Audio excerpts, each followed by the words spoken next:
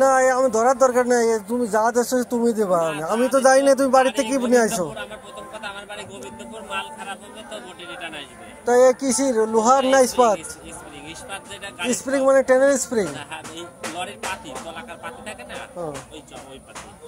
এবার দুই একটা হালকা একটা ভারী, এটা হচ্ছে 300 আর ওটা 350 পার্থক্য হয়েছে।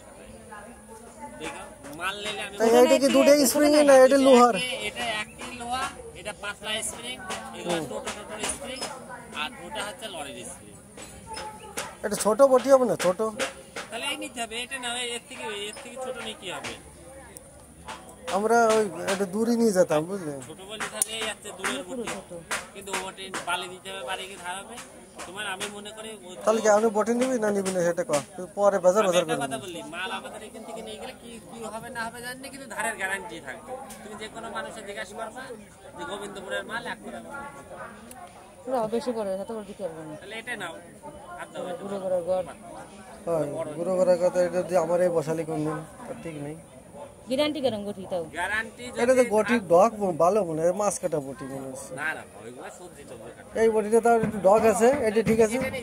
এটা পুরো ব্যাকা পুরো, না না দেখা না কম তো না, এটা বটির কোয়ালিটি হয়েছে, এটা ওইটা বটি হয়েছে, কিন্তু এইটা তো বটি, এটা মাছ খেতে পারে না। তাহলেই তো বোঝা যাবে দামের সাথে। এইটার কি ওই যারা ব্যবসা করে তাকে জন্য ঠিক আছে। তো ঠিক আছে দা, আসতেছি, ঠিক আছে রাখে দাও। এইটা নিয়ে যাবে, এরকম বটি বাজারে পাবেন, এরা মজবুত করে চওড়া করে মাল দেবে। দেখতেছি দা, তোমার বটি কিসির?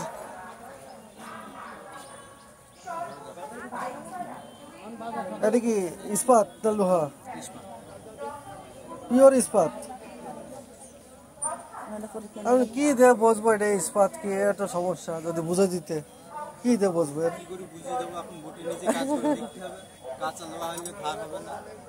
একবার বাড়ি নিয়ে গেলে তো ফেরত তো আর নিবা না। এটা পুরো ইস্পাত। আর লোহার কোনগুলো?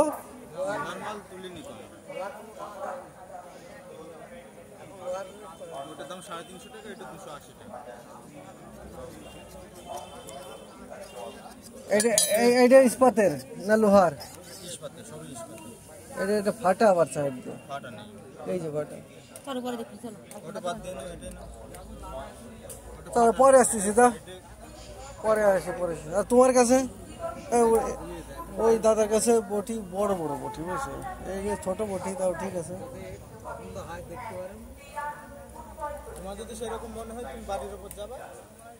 না ও তো কোনো ব্যাপার না দা, তাহলে কি আর বটি বৃষ্টি বৃষ্টি হয়ে গেলে ওই জন্য কিনে ভালো হতো।